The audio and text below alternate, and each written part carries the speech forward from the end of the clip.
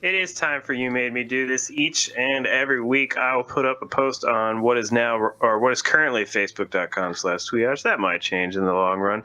But somewhere around Tuesday, I will put up a post because I decided that I want this to be a community show, and by I mean we. Decided that, and to do that, I want you guys to give us topics. So on Tuesdays when I make that post, I want to hear, what do you want us to talk about? What do you want to talk about with us? So for example, this week, we're going to be talking about Alex's topic, which is VR still the next big thing? No. Next topic. No. No. VR is still, for the past 30 or 40 years, I guess. I'm thinking like 80s, they were talking about VR, right? Forever. VR, I guess 35 years, whatever. VR has been the future.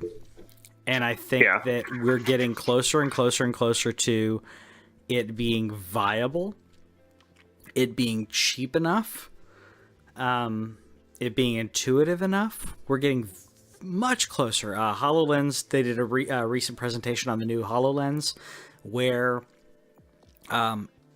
it's like, I don't know if it's a retinal scan, but putting the visor on identifies who you are and logs you in as your user. It tracks not just your hands but your fingers with articulation, which is great. I mean, I just did the Star Wars the Void experience, which I really enjoyed. But as I was playing it, I'm like, this is maybe as high a quality as it gets for a commercial standpoint. You know, there's private labs and everything that they're pushing the limits, but from a commercial standpoint, this is as good as it gets. And it was glitchy, and I loved it. I mean, I was immersed. It was great, but I could see the seams, if you will. And I think we're getting better. I think that made me feel almost like I was in a holodeck, honestly. I mean, I saw problems with it, but it was like an early version of the holodeck where you're like, okay, I know this really isn't happening, but it's really good.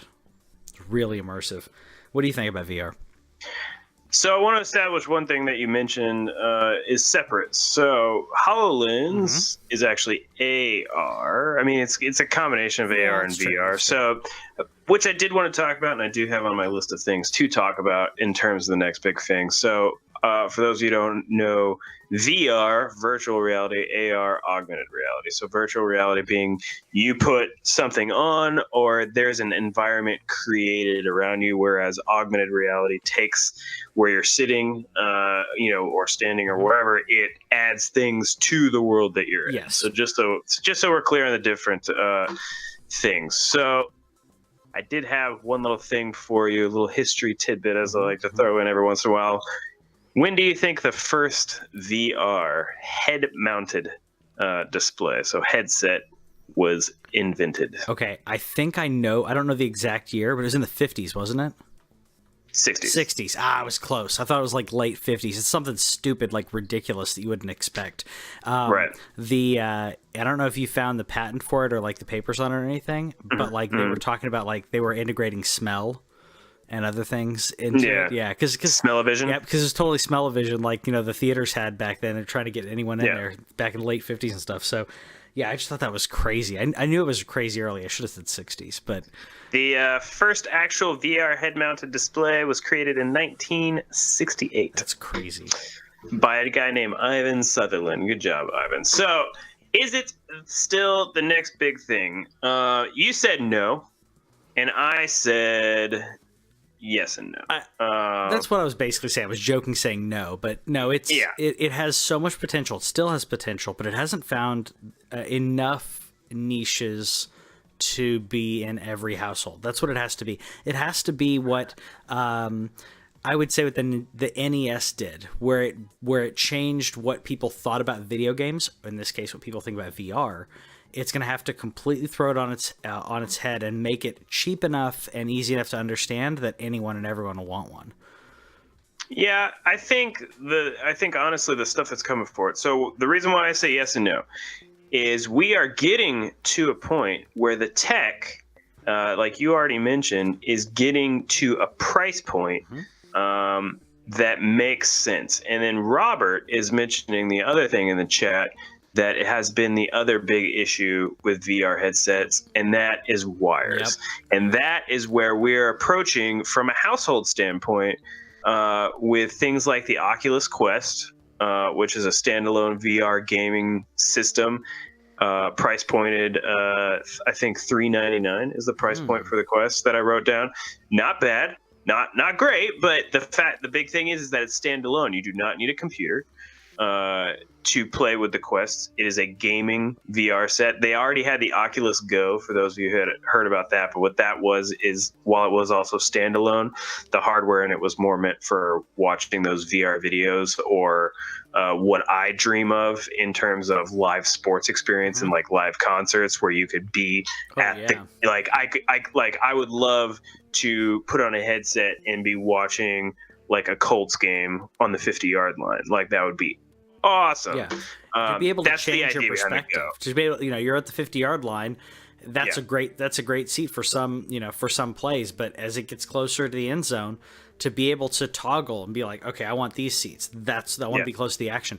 Being able to do that, and in concerts, I've said this before, but in concerts to say, I want to watch this concert. I just kind of want to watch this bassist or drummer or whatever. Like if that's your instrument, or you happen to like that person, whatever it is, to be able to just change, basically almost changing camera angles and being able to look around, be amazing.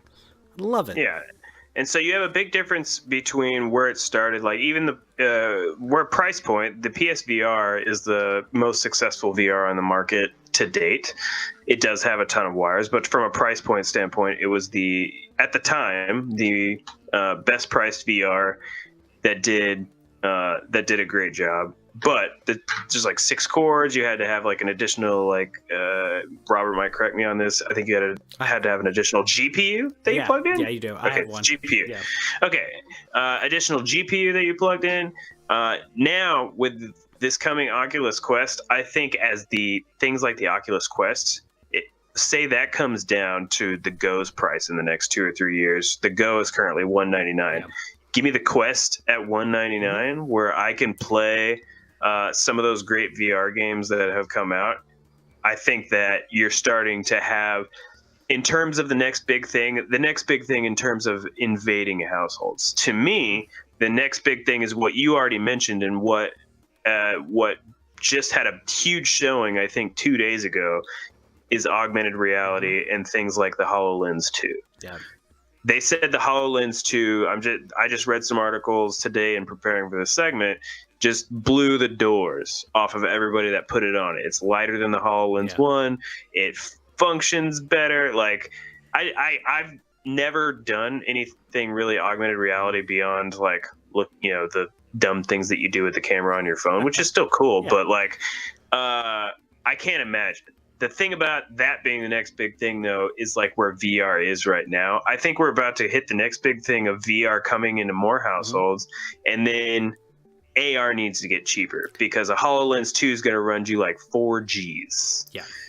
And the cheapest AR thing that I've been able to find so far is around $1,000. Yeah. So I found another one called the Magic Leap. That one's $2,000. That one comes with, it's a headset, and it has like a thing that you clip onto your belt as a GPU.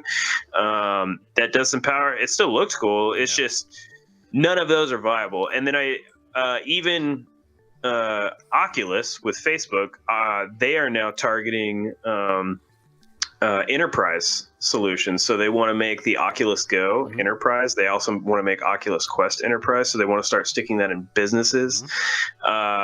Google, the failed Google Glass in terms of widespread marketability. Now they are also exclusively making a Google Glass just for enterprise solutions. That's interesting.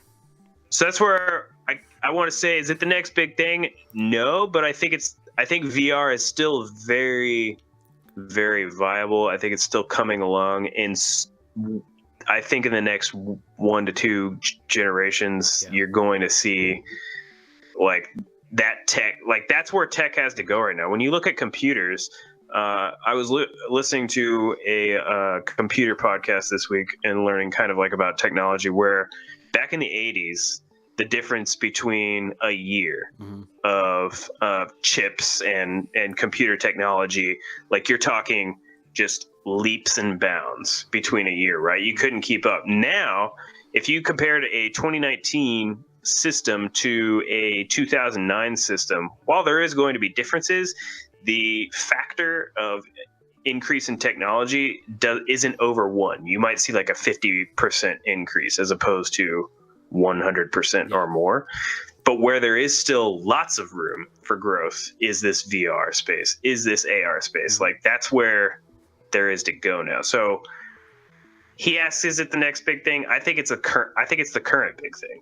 I think it's the current big space to go into.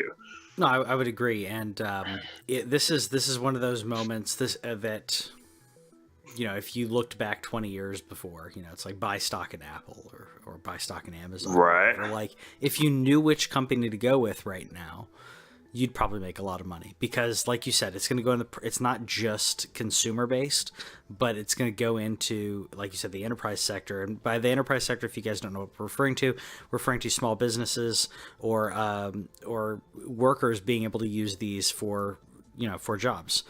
And yeah, I think I saw something with like Google Glass where like using it at like a car plant, for example, and on the Google Glass screen, it's showing you like the next part that needs to be placed, like in real time. I mean, it would be really cool. I'm sure they already thought about this, but like also like to find defects as you like it's going to be able to scan and be like, oh hey, there's a defect here, and then the person can look at it and go, it's not that big of a deal, or oh, good catch, because it may be something that structurally wouldn't have been, may or may not have been caught. So there's a lot of great applications for this. Like you said, the enterprise sector may be a big sell for it, and then maybe that makes it cheap enough that it gets into everybody's household. That's how computers were. We didn't have PCs in everybody's house. So did you know that, since you mentioned defects, did you know that like whenever you're buying like an i3 chip or an i5 chip and everything, that's just a failed like i9 chip? No, I didn't know that. So like and again, this is a part of that podcast I was listening to, in terms of if you buy like an i5 chip right now, that was because they were making a i9 or i7 or whatever wafer. I'm not gonna act like I understand everything, but they were making a top of the line wafer, and that wafer had defects in it, and so they closed off some of the cores in it, and then made that into what you have in the i5 chip. That's interesting. So every time that you buy like the lower level, it's actually just a failed higher level wafer. That's honestly, that's a beautiful way to like not recycle, but like not waste. It's like if the chipset completely failed and you had to destroy them, that's a lot of shrinkage. I mean, I had no idea, because apparently I don't understand anything anymore, which is not surprising at all. I lost my computer knowledge a long time ago, even if it is what I do. But that's where I like to quickly inform people that I'm a software troubleshooter, not a hardware person. I'm much more software too now. I'll be talking to people and they're talking about like, because I'm not in I'm in telecom, and people be talking about like punch down cables and like the wiring, like butt sets and I understand the logic, but if I'm given the tool, and I wouldn't know what to do without Googling. I mean, I'm gonna Google it and figure it out, but without knowing, it's what's it. After researching this, I think pretty soon, it's not going to happen this year because of the obvious things that are happening in my household, but after looking into the Oculus Quest and what it can do, because Robert's exactly right, that's why I didn't want a PSVR, is because there's like 17 different HDMI cords. I wanted one. I still want one, just because I want everything, but the Oculus Quest is so enticing to me. I don't have to plug it into anything. It's just, give me my two controllers, give me my power. Bam. if it wasn't for the upcoming kid, I probably would have like got one today, just because like it seemed that cool. Yeah. That's where we are with the VR. So my final answer to this: is it the next big thing? No, because I think it's the current big thing. Yeah, I'd agree. And the wires. One of the things I really wanted to do, and I guess I could do, with my PlayStation VR is you can like watch movies on it, and you can set it to like movie theater mode, I think is what it's called. That's dope. You can adjust like the screen, so it's like you're watching like an IMAX movie, right? So you put on, whatever your favorite ridiculously great visual movie is.